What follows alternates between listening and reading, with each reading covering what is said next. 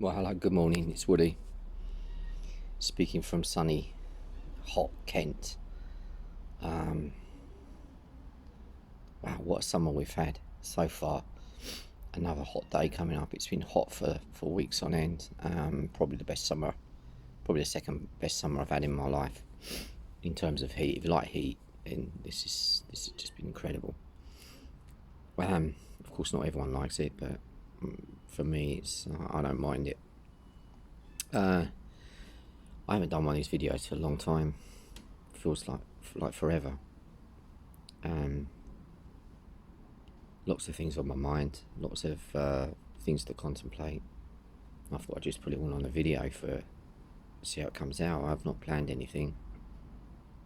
Sometimes I just open my mouth, talk, see what comes out. You know how I feel.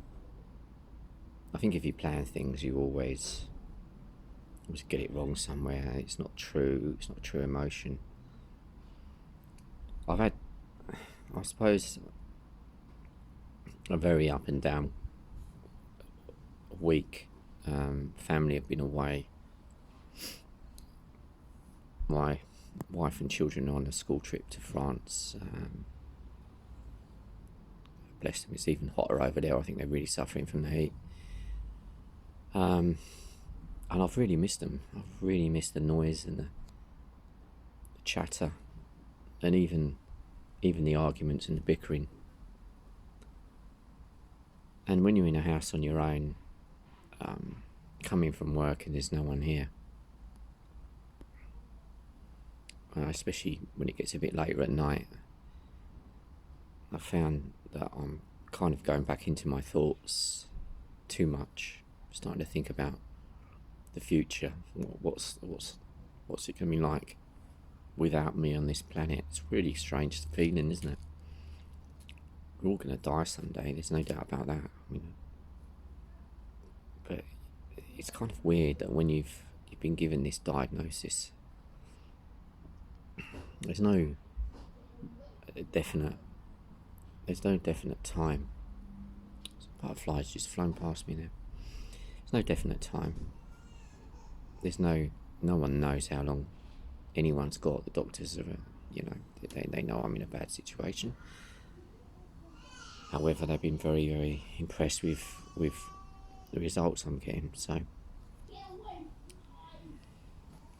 yeah, but when you're on your own, you just can't help that feeling that you need to, well, you lose yourself in your mind and your thoughts. And the old house, when it's quiet, it kind of talks to you, and you feel yourself talking to yourself and saying things you don't want to say. The therapy I'm on to help my prostate cancer, hormone therapy, makes me emotional at the best of times, but I've been really emotional this week, and there's been some nights where I've been in tears. I can tell you why, actually, because I've been trying to. Right, so I'm on my own at night. I'm thinking to myself, right, okay, what you got to do is just do some meditation, get your mind clear. When you're on your own, it's really quiet, and you've got a head full of thoughts. It's actually really, really hard to meditate. And so I've been needing a distraction. I found the way to stop the thoughts is to do something which doesn't involve me thinking about cancer, doesn't involve me thinking about the future and death and all that shit. And so I distract myself with things. And I've found a program that my wife watched. I watched the last bit with her, but I've started watching the whole lot again, called This Is Us. It's an American sitcom. It's probably the most emotional program I ever watched, so I just found myself watching episode after episode in tears. But feeling good about it, feeling good about what I come away feeling quite good.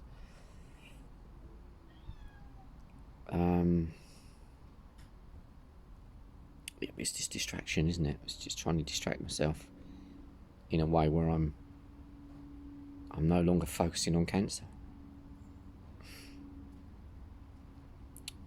I'm a lucky boy, really, because my job, which takes up 8 hours a day, 9 hours of my day,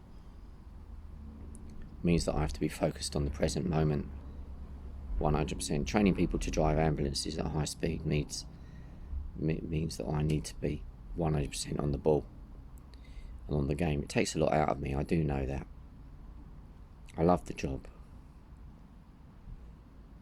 and I can't think about cancer. I don't think about anything really, except for keeping them people safe in that vehicle, and giving them skills they need to make them safe on their own, and seeing them develop and grow to become good ambulance drivers, safe ambulance drivers, and ultimately going out to save lives, which just gives me an amazing feeling. So I'm a lucky bloke to still be able to do that without a doubt. I thought my career was over 10 months ago. Diagnosed with stage 4 cancer, you kind of think, well, that's your lot. But I suppose I'm a walking testament, and I'm sure there's many more out there that isn't. It's not the end of it. There is life after cancer. There's life after diagnosis. You can get up there, do what you want within reason. So I'm lucky for that. I come home, I'm exhausted at the end of the day, I must admit. And then, like I say, I've been sitting down, and once I've had some food and I had a nap, then the thoughts come. So distraction is the key thing to do. Do something that takes your mind off it, so it makes you feel better. Stops the cancer thought from invading, because that's what it does. It's like it creeps up on you. It's like one minute you're in a good place, and the next minute the sky goes a little bit darker, and the room gets a little bit darker, or everything feels just that little bit different, and it starts to creep in your mind about the future. And the one thing I've known for a long time is that, try as I might, I can't control the future any more than anyone else can. Who else knows what's in there? What's to be is to be. But when you start going down that path, that pathway where the future becomes, there's no light at the end of the tunnel, it's a dark light, and you don't want to follow that light. You bring yourself back to the present moment by distraction, and that's worked for me this week really, really well. I found that just watching this Netflix, or I think it's on Prime series. It's called This Is Us, by the way. It's the best thing I've ever seen on TV, and if you like emotional stuff, get a box of tissues with you. It's a roller coaster. I'm only on season 2. There's 6 more to go. And the hormone therapy makes me emotional. Like I said, you can't help but little things just make me emotional. But sometimes it's in a really good way as well. It's not just emotional sadness. It's a nice sadness sometimes. That's hard to explain. It's not all bad. That's what I'm trying to say. Not everything is bad. Yeah, I've got cancer. Yeah, I've got stage 4 cancer. But my life is not bad. It's only as bad as I let it. If I open the door and let cancer in, then my life will get worse. And I refuse to do that. I refuse to let this illness ruin what life I've got. It's a waste of time. And who knows what time I've got, and who knows what time any of us have got, really. That's the thing about life. I think life is now the most precious thing I've ever known. I've taken a lot of that time for granted and not really made the best of it. Although I can say, hand on heart, I've had a damn fine life. If I died tomorrow, I could go with a smile on my face saying, yeah, Woody, you've had a great life, son. You've had a really good life. Travelled all over the place, worked abroad and done things that many people would not have done. Been a lucky boy.